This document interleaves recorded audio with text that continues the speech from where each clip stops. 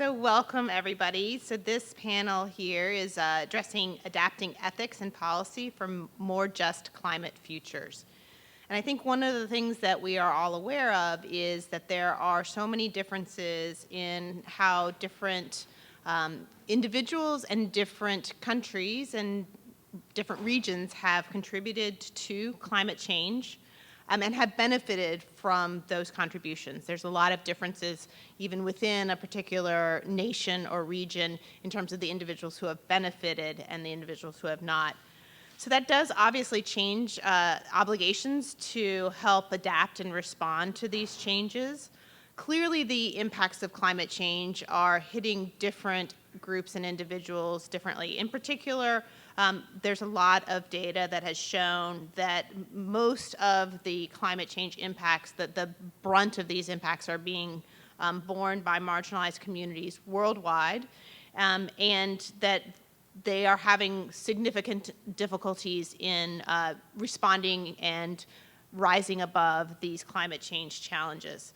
Of course, that level of impact is problematic for many reasons, from a human moral standpoint, but also from a defense standpoint, as individuals and communities are impacted and need to relocate as there is more tension over scarce resources.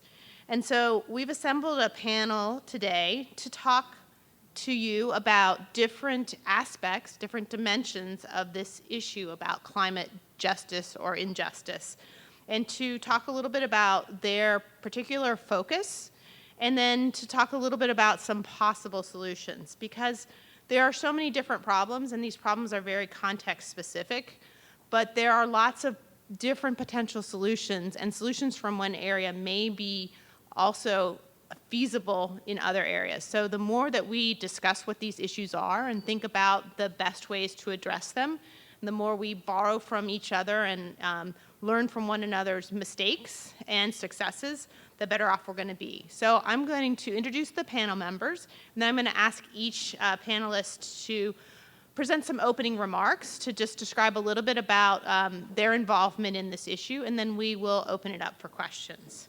So we are very pleased to have 4 wonderful panelists today. And I'm going to go alphabetically because that's how my list is. That's not how they're arranged on the table, so it's going to throw you a little bit. So our first panelist is Dr. Sasikumar Balasundaram. He's the Adjunct Lecturer of Asian and Middle Eastern Studies here at William & Mary. Then we have Dr. James F. Groves, who is the Associate Professor in the Department of Engineering and Society at the School of Engineering at the University of Virginia. We have Dr. Nicole Hutton, who is an Associate Professor in Political Science and Geography at Old Dominion University. And we have Ann Vaughn, who is a Senior Advisor for Climate Change in the Bureau for Resilience and Food Security at USAID. So we'll start it off, and we will go alphabetically as well. So all for you.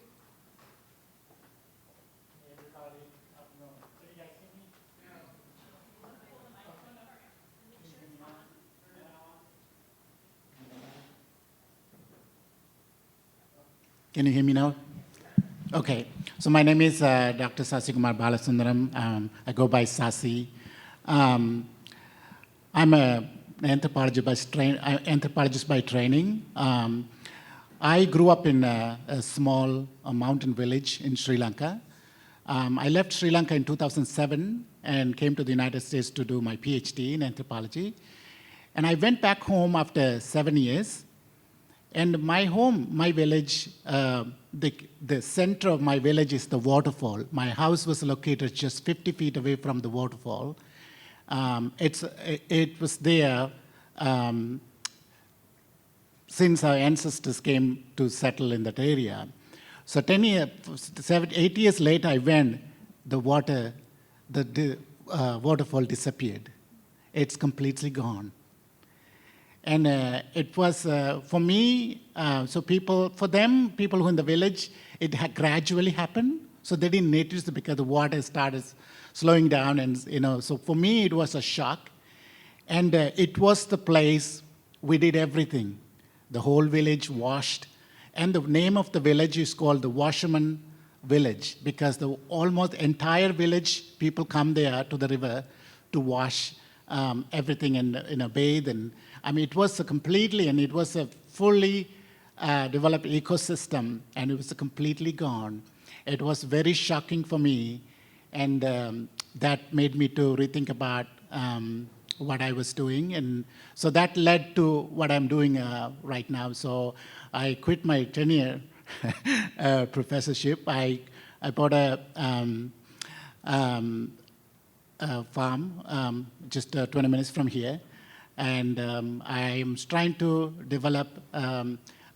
So for me, it was a shock. It wasn't just the water, because the entire ecosystem, the fish, the crab, and all this, everything is gone. And then, so when I I was so interested in, so what happened to this river?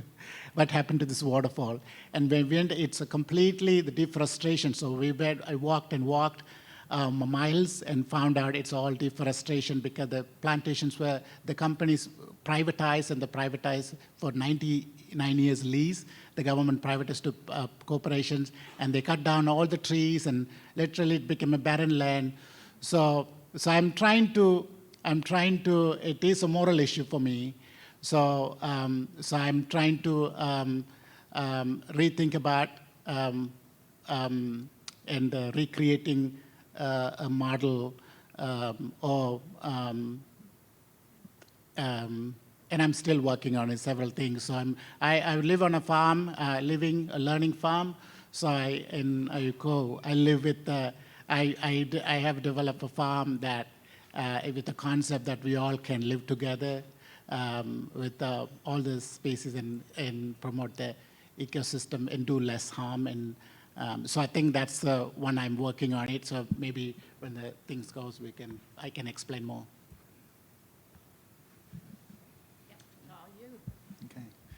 Good afternoon. I'm James Groves from the University of Virginia. Use Dr. Balasundaram's comments as a springboard. I want to also get us focused on the water cycle, but in a very different context. Of course, I'm from Charlottesville, Virginia. I did grow up on the coast in Charleston, South Carolina, so I have thought a lot about over the years about sea level rise and the impacts on the coastline. But as I teach students at UVA about the transition to sustainable energy systems, I wanted in the classroom to talk about more than just melting ice sheets and the impact on polar bears. I wanted to try to bring it closer to home. And so something that I've focused on for several years now is what are the more local, regional implications of climate change? Certainly we can think temperature rise, but we know here in Virginia, inland areas as well, that we will see a changing water cycle. There'll be greater variability in rainfall. Over several decades now in Virginia, we are seeing a bit-by-bit uptick in the amount of rain that is falling. And when it does fall, it often comes in more intense rainfall events. And so one of the implications in Central Virginia, and I would say even if climate justice is not your particular interest today, anyone that has property, infrastructure for work or personal reasons, don't sleep on inland waterways and flood risks going forward. And so I've been focused very much right in my own local community, thinking about what are the perhaps changing flood risks in our community. In regards to climate justice and vulnerable populations, the place that this clashes with vulnerable populations is something that we hear about in the news all the time right now, and that's the lack of affordable housing in the United States. A whole set of communities, including my own community of Charlottesville, is struggling to see more housing construction for the missing middle, for low income. As I was describing last night to a new colleague here, my community's kind of looking in every nook and cranny under every rock, where can we possibly build housing? And that also includes looking at the local floodplain. And can they rationalize and convince myself that it's acceptable and appropriate to construct housing in the floodplain? And the answer in my community is yes. They've decided that it can be done safely despite the growing risks from climate change.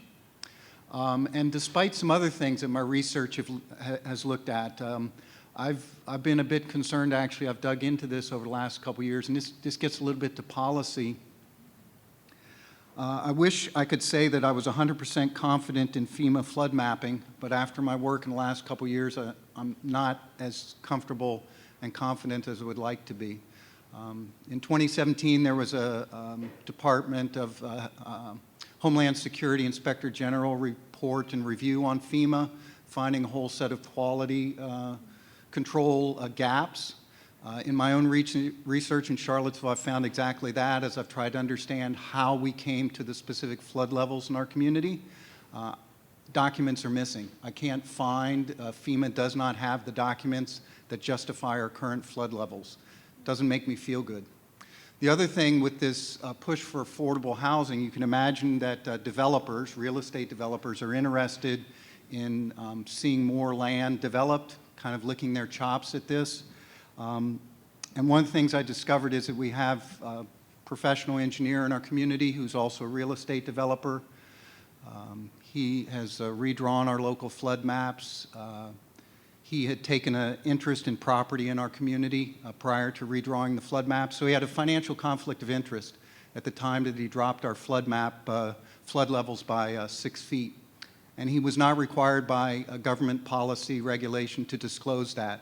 In fact, I've been in touch with FEMA, and they say we do not ask for a disclosure of conflict of interest. We do not use that in consideration and review of flood mapping. And so if you want to think about a policy change that might help to perhaps protect vulnerable communities, I would say just like a researcher, many of us are researchers here. If you're an NSF researcher, if you're an NIH researcher, you are required as a principal investigator to disclose financial conflict of interest down to the level of $5,000 a year. That sort of disclosure requirement does not exist when someone contracts with an engineer to do flood remapping. And so you talk about coastline, as Dr. Daly had talked earlier about rising water levels, more intense rainfall events. I would say there's a different type of additive, cumulative risk in my community. You've got climate change. You've got the push for affordable housing. You have a lack of disclosure of conflict of interest. And it's a different type, but it also is a cumulative additive risk. And so let me stop at that point and allow others to contribute this afternoon. Thank you. We'll go to Nicole next. Hi, thank you, Nicole Hutton. I'm with Old Dominion University. I want to take you on kind of a drive through coastal Virginia. And the reason I want to take you on this drive is because there's a lot of debate now over appropriate terms for vulnerable populations, populations that need to build resilience, underserved populations, overburdened populations. No one wants to be any of these populations. And I come to this research area myself because I have a visible physical disability. But I end up at a lot of tables asked to speak about all disability. And we know how well that goes. I can only speak to my own personal experience. And so my approach to working in coastal areas is to do storytelling. Because the more experiences we can hear, the better we can understand what's going on and what's missing and how we can fill some of those gaps. So on my drive, even here today, I go past in Norfolk a street called Llewellyn. It has this one pothole that gets filled roughly twice a month. We may be slightly overserved here, because why are we filling the same pothole that keeps opening because of tidal flooding all these times? I compare that to some work that I was doing in West Point, which is at the confluence of the Mattapony and the Pamunkey River. And West Point is kind of a paper mill town. It's a more rural area. And they've had tidal flooding on Kirby Street, roughly the same as we've had on Llewellyn and Norfolk, but they've struggled to get a solution to this street. And not for lack of engagement. They have tried many grant applications. I will say there are some capacity deficiencies there. It's a small town. So it is not their fault that there is a lack of capacity, it's just a smaller area. So through the RAFT, the Resilience Adaptation Feasibility Tool, which is a 3-university partnership with UVA and William & Mary and ODU, we've been able to help network and revisit some of these already tried options. I'm not saying you didn't already try it, but for some reason they didn't work before, and so some re-energization, I'm not sure which that term is useful there and has helped. So now there's finally being progress made, but that took us a year of trying to pull people in instead of our, bi-weekly solution to the flooding on Llewellyn. As we go through the Middle Peninsula, I want to highlight the Pamunkey and the Mattaponi reservations that are both there and have one access road each, which as someone concerned with flooding and hazards is not great news. Those roads also flood. And so both tribes individually, through separate avenues, are looking into ways to improve their access because this is an emergency issue. And they have different ways of doing that. One is a federally recognized tribe, one is a state recognized tribe. But the lens that is being brought there is an interest in all sorts of solutions, living shorelines, riprap, to protect the broader area, and of course restoration of the road itself and identification of a new one. So a takeaway from that work that always surprises people is that tribal leaders that have expressed to me these interests have been interested in gray and green solutions, any solution, in fact. So there's a stereotype that sort of needs to be broken there, and the rate of change there is huge. The individuals that I've worked with at both of these tribes have been younger than I am and have said that in their lifetime they've seen roads become unusable in their area.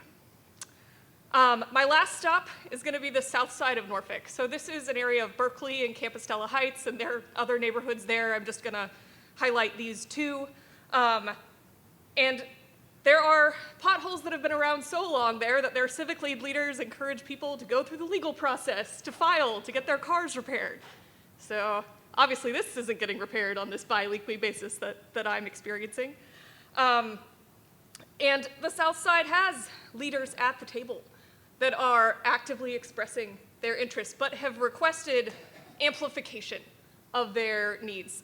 South Side, for those of you who aren't familiar with the area, has a lot of shipbuilding going on. They're on the Elizabeth River. And so the takeaway that I want to take from all of these experiences is just that these are generational issues. And we don't want to undervalue the various lived experiences there. If I go in and tell you that flooding is your problem and you tell me that your problem is actually internet access or is actually a health issue, those are equally valid and all related to resilience. Because if we can't deal with these underlying issues, then we can't progress our needs. I think the Army Corps is experiencing some of this in Southside right now. They desperately want to protect us from Category 3 storms, but various community members have more immediate needs. And there's a messaging and an adaptability here that we all need to capture, and I hope we can explore more as a group as we continue to discuss this. Great, thanks so much. Thanks for being here. I'm excited to hear from the panelists. This is some really good meat that we're going to have to dig into, especially domestically. I am going to speak mostly to the international component and some of the work the U.S. government's doing internationally. But I'll start. I graduated from William & Mary, and one of the reasons I got into international development is I had a great psych professor who made us learn about, we had to read about the impacts on children's development from lack of nutrition. And there's some really scary, horrible statistics that if kids don't get enough in their first 1,000 days of life, it's very hard for them to grow to their full cognitive potential. So basically, if we don't have food security, we're not being able to help generations of children around the world be able to thrive and improve their countries and their communities and themselves, obviously.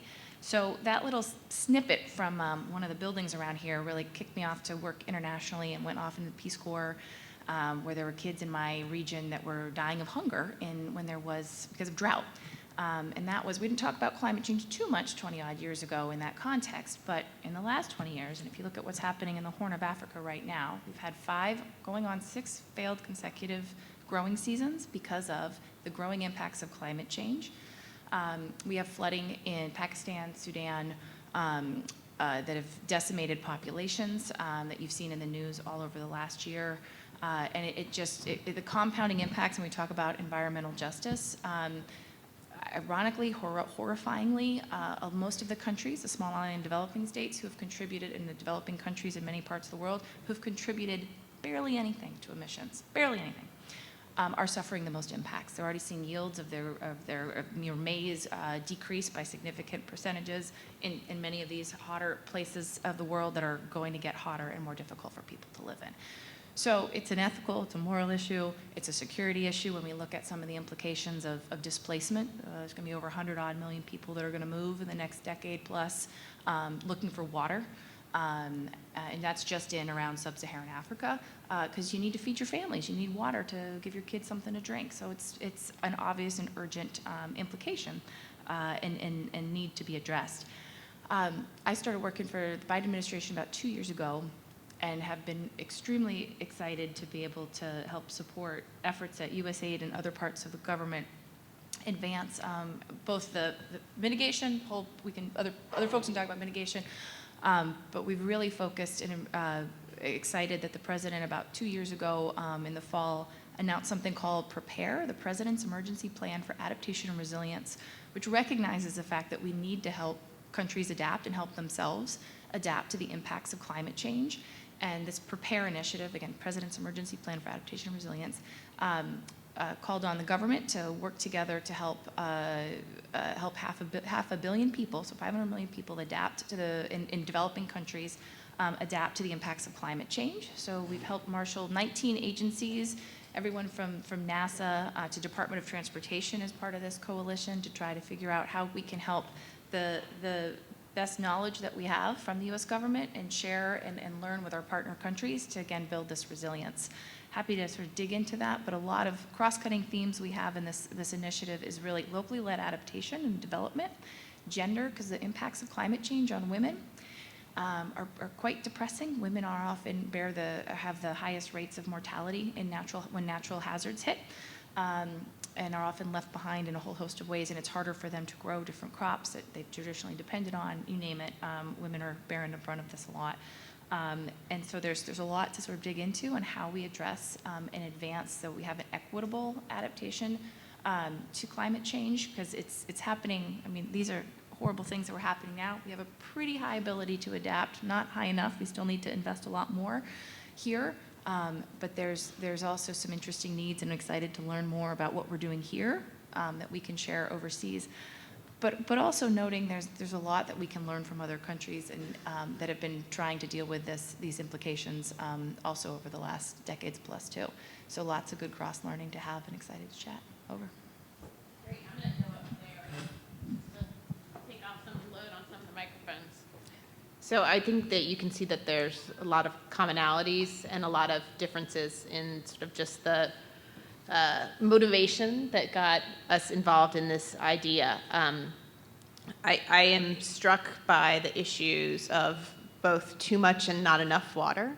That is really interesting, and this great contrast that in some areas it's really about the fact that the water floods and people can no longer live there. But we've seen in many countries, and even in the U.S. in the Colorado River Basin, communities who are basically going to have to relocate because there isn't enough water. There's also the juxtaposition of the sort of fast versus slow. We're used to, especially in this part of the world, the water comes quick, comes fast, and destroys things. But there is the slow sea level rise, the slow changing in climates that makes what was once a sustainable profession no longer sustainable. And we have to think both about how to respond to the immediate issues and also how to plan for the longer term issues. And then there are other factors involved, and in some countries they may be more dire. In some countries, they may be less, but certainly within the U.S., I think you nailed it, the issue of sort of the housing crisis. And on top of the housing crisis, if we have significant internal migration, that is really going to exacerbate all of the things that we're already seeing across the country in terms of affordable housing. So I would like to open it up to you to see if there are any questions that you guys want to start us off with to get us going. It looks like we have someone right here. So we'll get you the microphone. See, that table. Glasses and the striped tie. Thank you. This is a really excellent panel. As a Virginia resident, I learned a lot, and definitely things to make all of us more worried, I think, about the future, even in Virginia, which at least is in some ways better off than other states. I'm going to direct an unfair question on the international side. It's unfair because the problem that I'll highlight is aggravated a lot by climate change, but it's pre-climate change and it's not addressed. And the two issues are in-kind food aid, which is still massive and discourages agricultural production in developing countries. And related to that, the heavy agricultural subsidies in the US and probably even more in Europe than the US, but in advanced countries. And the World Bank a long time ago assessed that the negative effect of these agricultural subsidies on developing countries was much more, or was at least more than the total amount of aid provided to developing countries. So I guess I'm going back. I mean, these are problems that have been long-standing, but certainly they're not helped by climate change, and they shouldn't be forgotten, even though obviously climate change has come to the fore. Thank you. Hi, Bill. That was unfair, but I appreciate it. The in-kind food aid, there's been some advancements over the last couple of years and changes. So just as background, by legislation, we had some great from earlier conversations about how legislation shapes things. And there's something called Title II food aid, where it's lasted for 50, 60 years, or started 50 or 60 years ago, where we ship as a government U.S. grain, 5 different types of commodities overseas to help deal with food insecurity in other places. And there's lots of critiques of this program that's happened over the years, and there's including if you just ship food, how you're perhaps hurting local markets. But there's been some advances and pushes a lot from the advocacy community over the years to try to do something called in-kind and cash. And that's one that you buy food locally to try to help address it. The legislation, I haven't followed this in the last couple of years, but used to work on this on the other side to try to advocate for some more flexibility. But the current position is in law, there's still a good amount of commodities that go overseas.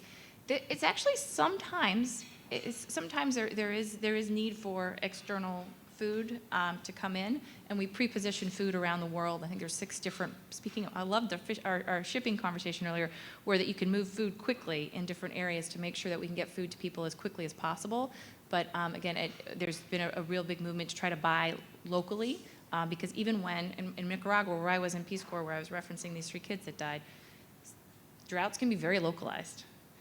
The lack of the water in your community could be very localized because there's different conditions in other spots. So making sure that we still have the flexibility within legislation to be able to do that as much as possible, and that makes sense and is in line with congressional prerogatives, helps.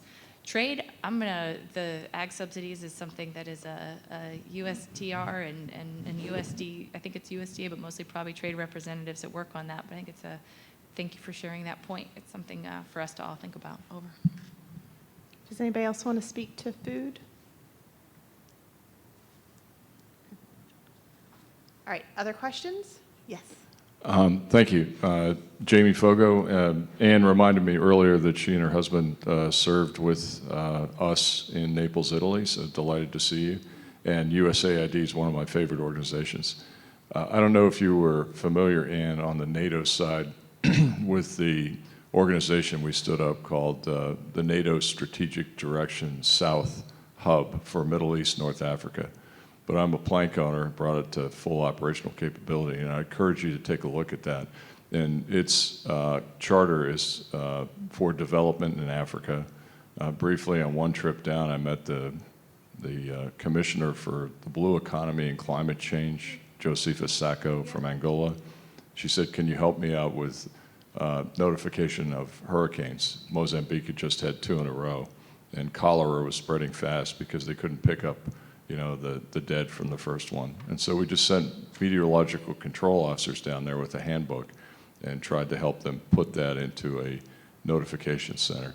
But it's really a lively organization. They're online with a weekly newsletter, and I'm sure they would love to connect with you to talk about some of these things in development, whether it's food, famine, weather, or the other things that Africa suffers from.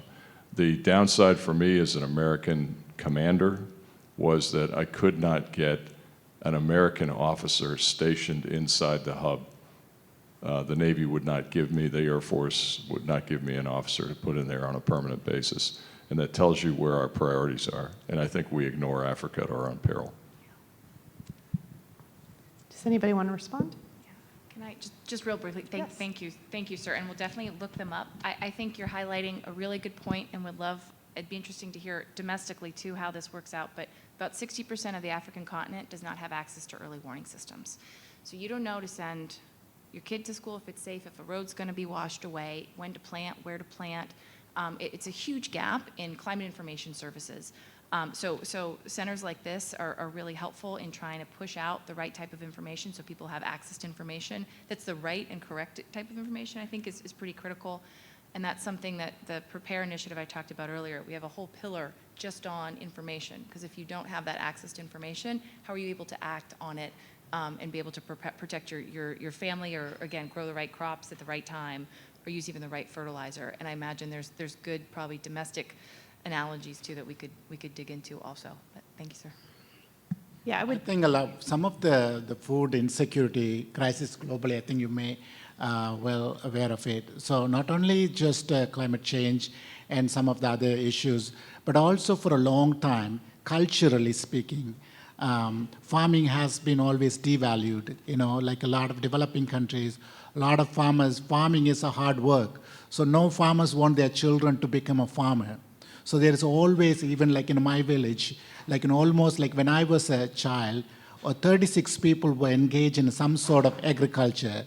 Now nobody engaged in agriculture. So there is a, so even in the United States, so if you ask ourselves how many of us want our children to become a farmer, we all want them to go to William and Mary or Howard or Princeton and make a lot of money. But I think, so food scale is somebody, even in the United States, average farmer's age is almost 67. So nobody, people are not interested, because for culturally, farming is like, you know, it's kind of a backward profession. So I think we need to also, food production, we all have to engage. 90 years back in the United States, almost 27 to 30% of our food came from our backyard. Now, average American household gets only less than 1% of their food from their backyard. So literally, we all stop growing. So I think only some people are growing, and very few people are involved in the farming. That's also very true internationally. And my mother, I do farming here, so I quit my job, and my mother says, I thought I wanted you to leave this village and do something different. You go back to that. So I think it's I'm sure that you see in Nicaragua, people don't want even farmers don't want their children to be farming, because there is a cultural stigma. It's a part of a modernization, modern culture. So I think that also plays a big role. Any other comments? I might just make a quick comment, thinking domestically. I just pulled it up on my phone a little while ago again to remind myself, but we may have forgotten last summer and early fall, there were a number of very significant inland floods. There was St. Louis, Dallas, Texas, Fort Worth area, eastern Kentucky, interestingly enough, Death Valley in California, and I think somewhere in Illinois. And these are should have been very extremely rare events.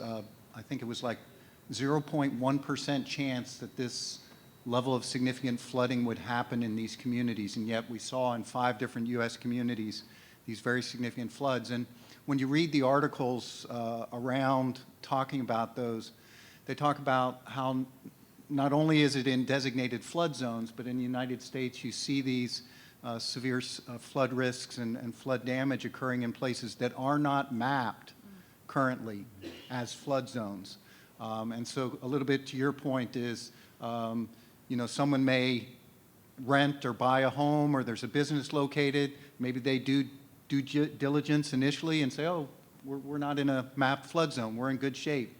And yet, unfortunately, there have been gotcha moments. And so whether it's government regulation, say with FEMA, you know, we know often just the way it works that government regulation lags, right? So whether it's social media and all other things. And so I think we see the same thing in terms of really trying to get on top of this changing climate, identify the risks, update the maps, make sure that things are mapped domestically as well as issues globally.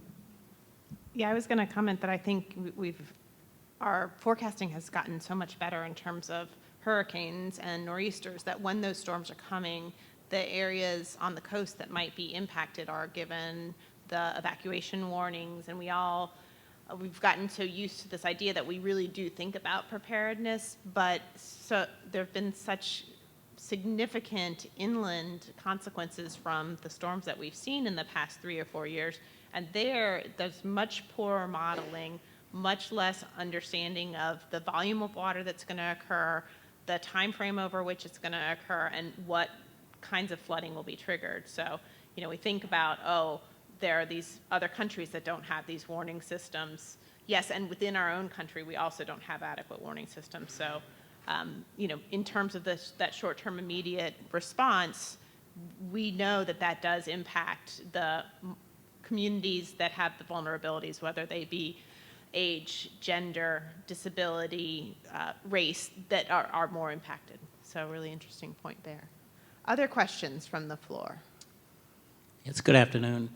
My question is centered around we the people, and I want to set the context up by talking about an organization that came about in the, I guess it was 1980, 1990, it was called MAD, Mothers Against Drunk Drivers. Mm-hmm. And it actually changed the culture and the way that we think about, driving while drunk and the like. So my question is, as I sit here and listen to all the discussion, is what are we doing to change the culture, the thought process of we the people, as to how we can provide more positive input to impact climate change? Who wants to start? So I was thinking, I was trying to think about what I want. I think we need to think about, we need to act ethically and develop a very much climate-centered morality. I think, everything, even though we were talking about for the last, so many panels and we talk about everything, but we constantly think about everything about centered on humans. And there is, we just think about we are just a part of an ecosystem. And I think we also, when we're talking about this early warning system, I'm a beekeeper. So how about the early warning system for the bees? And, early warning system for the butterflies. And the pollinators are playing almost 80% of the food is pollinate, we depend on the pollinators. And those early warning systems are not, working for them. So I think, I think personally, I think we have so much alienated from the nature, because the problem here is the relationship between the humans and the nature, the human and the environment. I think many aspects, we don't, we're living, even just philosophically thinking, sometimes we don't, in the wintertime, we don't feel how it feels outside. So we have warm places. In the summertime, we have cool places. So we just think we can live without the environment. We have, I think we have a superior complex that, as a human that we can do it, but it's not just, but I think we need to think about different moral. Are we the only species on this earth? But this is an ecosystem. It's just not, we are just one species. This is a whole ecosystem. And I think so the more we spend, the better relationship we have with the environment, I think we will act differently, and I think we will act ethically.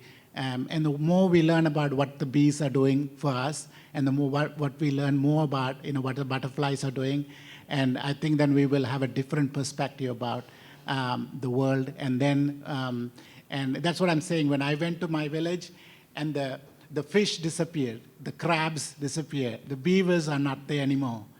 And it's disheartening then when you say, but after all, just we wanted to cut down those trees and make money.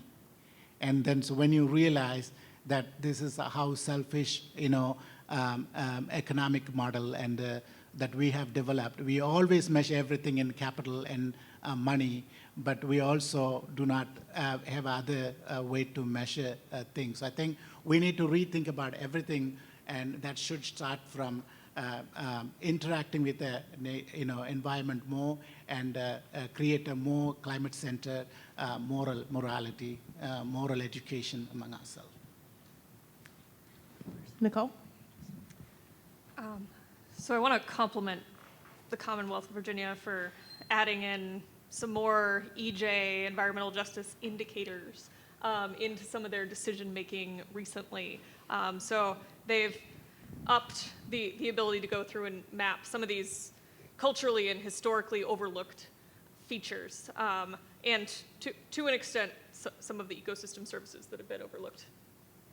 Getting all these together in the same place is still difficult, but it's something that a concerted effort has gone into. And to your thoughts that we need to develop sort of a MAD around climate, I think you are really on point.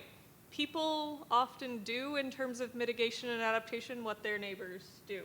There is a lot of leading by example to be done, and figuring out how to adapt solutions from one community to another. And a lot of that has to do, and it's probably said too much, but it still rings true, with engaging early and often to actually build relationships with communities. I hear in part of my role with ODU, well, we offered these workshops, and then later we heard they weren't sufficient, but there was a gap there. And in that gap, you lost some traction. And if you make it more of a relationship, you're going to be able to appeal to more people and affect more change, because we can, whether it's ethical or not, shift people's perception of the hazards themselves, of the solutions that are appropriate. And while we do want to do this ethically, I think it is very much what you were pointing at in terms of the thought process behind drunk driving and how MAD affected that. If we can shift that by sharing knowledge and experience, then that would be key to success. And I would say that I think we probably are in a position to see this potentially more than you, but I do think we have that nexus of that group, but it's not the mothers, it is the students. I think that the current high school students, the current college students very much think differently than most of we do about the environment and climate change and what they are willing to do to preserve it. And so I think we do have a lot of hope in this current student generation to be that redefining perspective for how we should think about these problems.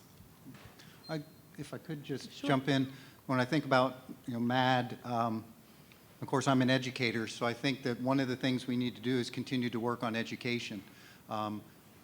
I teach a class, Introduction to Sustainable Energy Systems, talking about how our use of energy drives climate change, the burning of fossil fuels.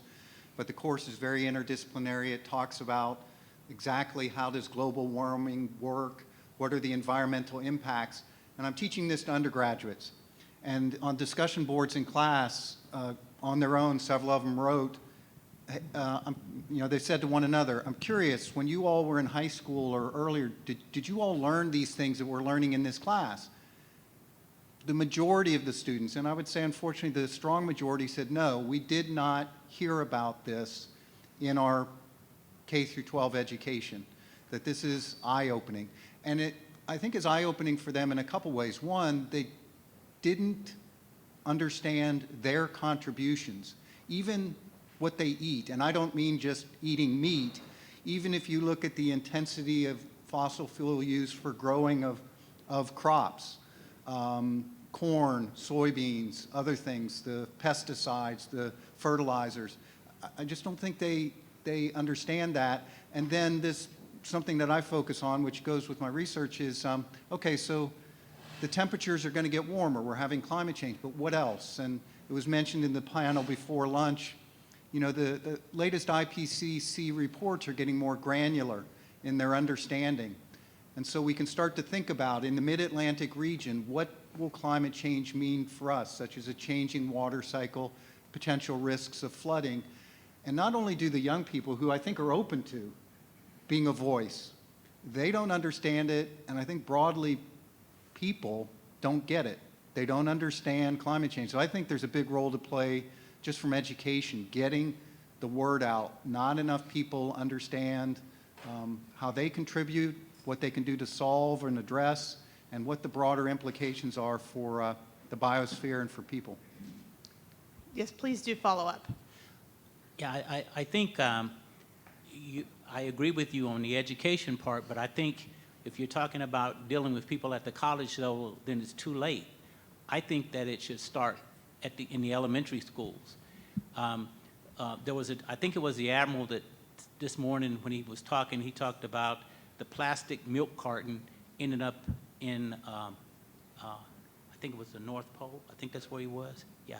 And I thought that was a poignant example of how the impact of someone throwing a piece of plastic away and how it can end up in another part of the world through currents or either being thrown off a ship.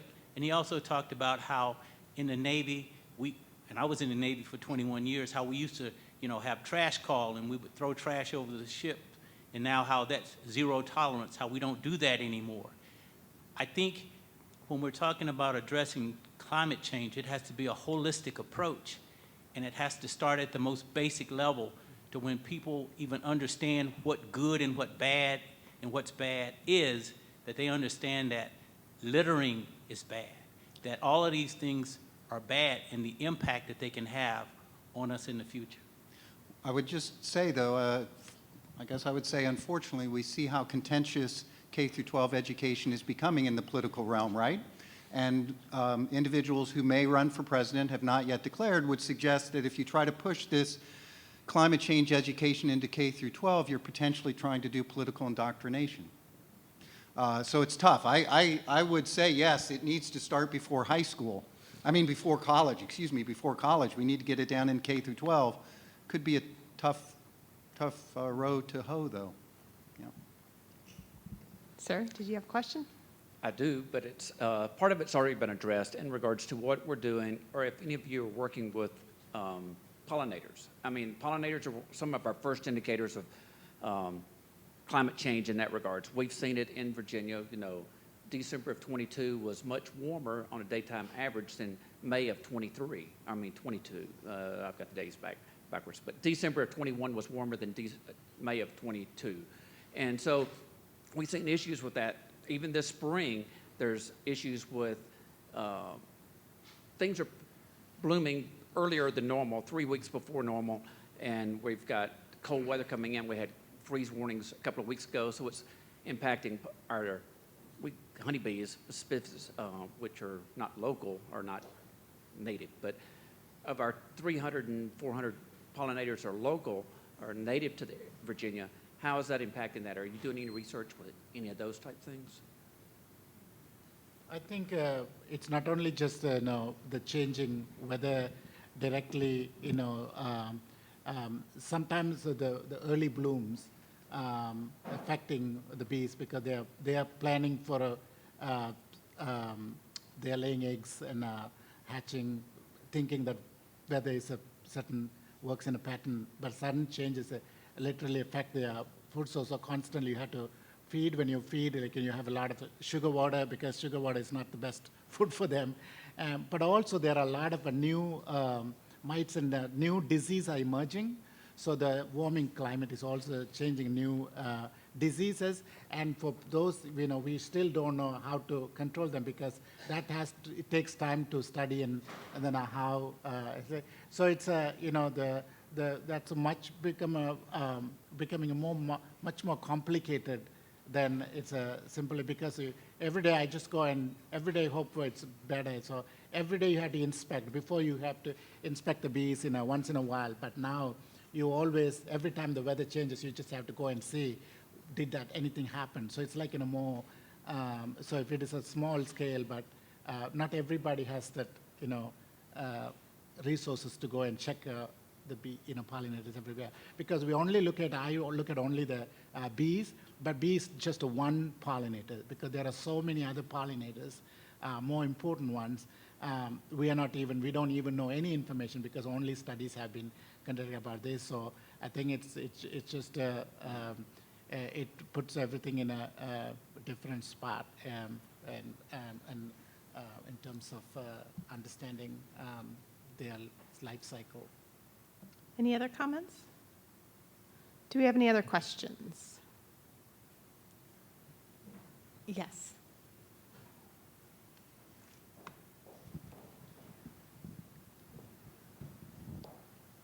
I haven't heard the elephant in the room mentioned yet. When we talk about how to reduce things like our carbon footprint or our impact on the planet, I cannot remember where I ran across it, but I ran across a chart that showed that by far the single biggest thing you can do to help the planet is have one less child. Because every child is a whole lifetime of consumed resources. Changing your light bulbs or driving an electric car, which has its own environmental impacts, is nowhere close, or giving up flying on jets, nowhere close to having one less child.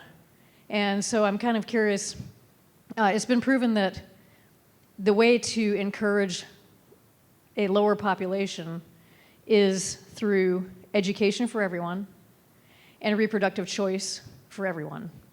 And overwhelmingly, people everywhere around the world overwhelmingly choose to have fewer children spaced farther apart if they are given the education and the means to do so. And I'm kind of wishing that policymakers would embrace that, because that's the single best way to put less strain on the planet. So I'm curious as to why I haven't heard any of this. I think the population is declining globally and also nationally in all countries. So the population increasing is not the real, in my view. The population is actually so many countries like China and Japan, South Korea, all Nordic countries, they're all worried about the declining population, including the United States, of course. I think the problem here is it's not only just having, I think we are consuming more. I think the consumption is more, driving the effect of a climate change than just not more people. I think overall the global population is in decline, and even in the United States, we don't notice that the population decline because we have a lot of immigrants coming. So I think it is also it's a different. I think it's not just the population itself. I think it's a more cultural consumption and behavioral thing we may have to focus more. I agree that consumption needs to be less on everyone's part. However, we just went over 8 billion, and I don't see it. It might be slowing down, but I don't see it declining yet. And it bothers me that countries like China are worried about a declining population. And there seems to be this economic push. Always we have to have growth, growth, growth. How do we support all these old people without young people coming behind? And at some point, we're going to have to say we can't worry about that, or we need to take care of it some other way than adding more people to it, because we are creating an issue where we're inside of a confined area. The confined area is planet Earth. We're an animal population. So think of it like a wildlife management area. We have outrun our resources already. We just don't know it. We have overconsumed things that should have been sustainable. And we're headed for a collapse. It'll come slowly. It won't be like hitting a cliff and falling off. It'll be reflected in things like instability and conflict. And I think we've already passed the tipping point.